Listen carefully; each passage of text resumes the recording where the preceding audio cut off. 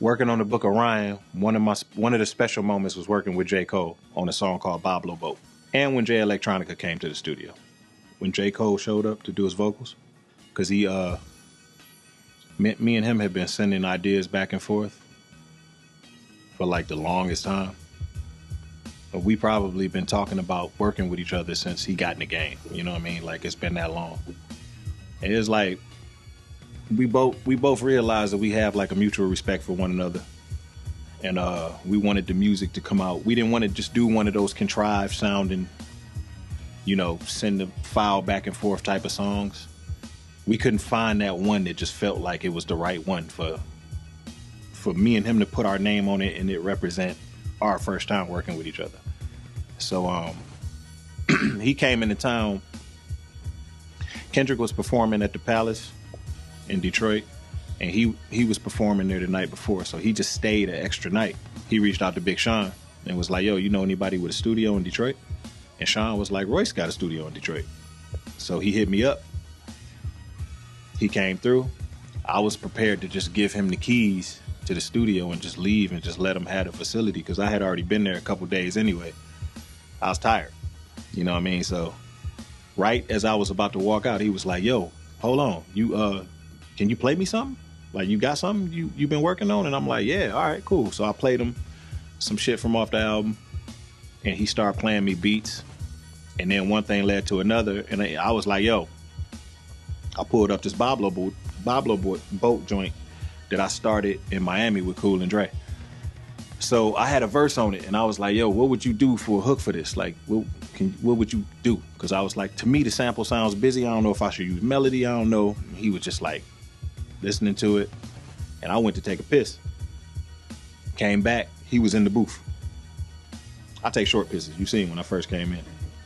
Came back. He was in the booth singing the hook.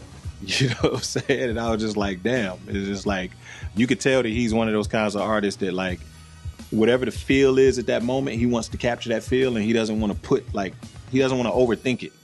Like put too much extra thought into it. So the beat that we had up before I played him that we were writing to, what he had so far, he started laying it to that joint, to Boblo Boat. And everything just started coming together. Like everything just felt so organic. And I don't normally have a lot of company in the studio. I like being in there by myself. So it was just like, it was like a break. It was like a break in the norm. You know what I mean? Like that new energy. He had JID in there. He had Bass in there. It just felt like the energy just felt great. You know what I mean? And it just came together and it didn't sound forced.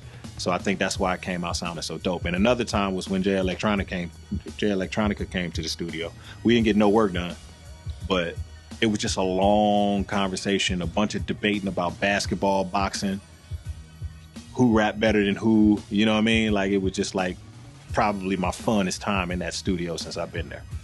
Everything else is just kind of like a blur, man. You know what I mean? Like I've been working on the album for 5 years, going to the studio every single day. If I even go home, you know, a lot of times I spend like a week straight in there. So, you know, like a lot of it is just a lot of the memories that just kind of like smushed together. You know, it's like Groundhog Day in there. Yeah, Heaven Studios is just it's everything. It's the label, it's the studio, and we're just growing it really slow. My ultimate goal for it is to be able to help artists. My main role is mentorship. You know, like giving.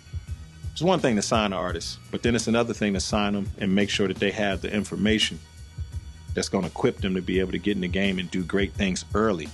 Like there's a lot of people that are talented, you know, but they're going to make so many mistakes before they can actually apply that talent to something that they're going to end up in a situation where they're looking at shit in retrospect. And you don't even always get second chances. You know, that's not guaranteed to everybody.